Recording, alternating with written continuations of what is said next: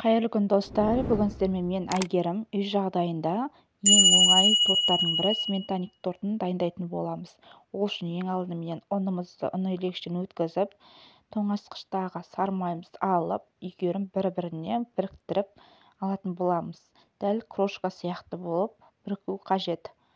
Ұн мен майымыз бір-біріне.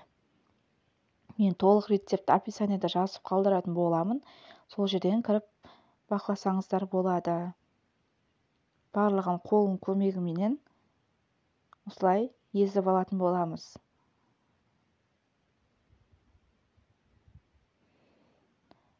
Дайын болған крошкамыздың үстінен бір жұмыртқамызды, қантымызды және де разрыхителімізді салып, біріккенше қамыр илейтін боламыз. Қантты өз қалауларыңызша қоссаңыздар болады, тәтті, тым тәтті емес қылып қоса берсеңіздер болады. Осылай қолдың көмегімен бір-біріне біріккенше қамыр иленеді.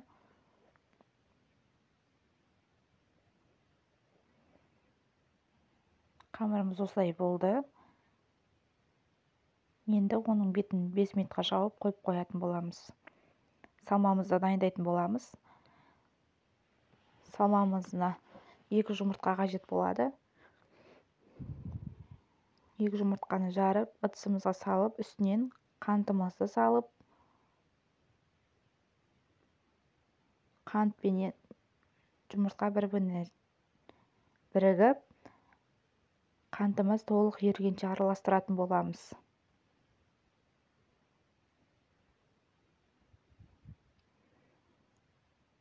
Қантымызды толық ертіп алдық.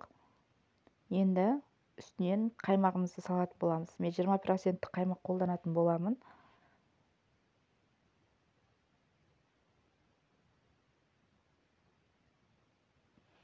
Қаймағымызды да біркелкі біріккенше араластырып алатын боламыз.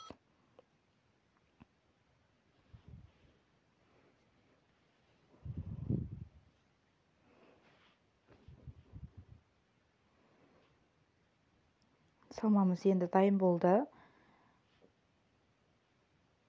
Ыдысымызға осылай формамызға пергамент қағазын қойып, жан-жағына қамырымызды осылай жайғастырып шығатын боламыз. Формаңызды міндетті түрде майлап алыңыздар. Сонда қамырларыңыз жабысып қалмайтын болады піскен кезде.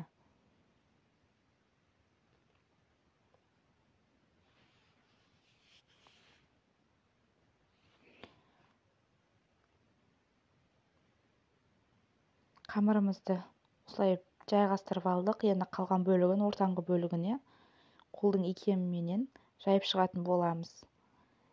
Достар, менің каналыма тіркелмеген болсаңыздар, тіркеліп, лайк баса отырыңыздар.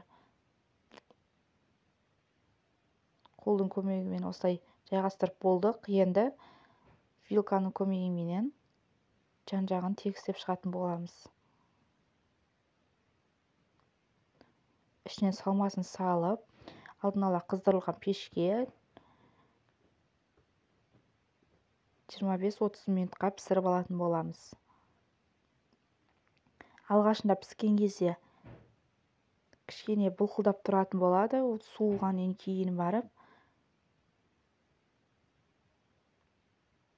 керемет сметаник шығатын болады. Дәл дәмі балмұздақтарға ұқсап қалған керемет дәмді болып шығатын болады. Бұны суытып барып, бір ерекшелігі суытып барып жеу қажет. Сонда суыған кезде сметаникіміз дайын болатын болады. Міне, менде пісіп, суытып алдық. Жұмсақ, керемет дәмді өте болып шығатын болады.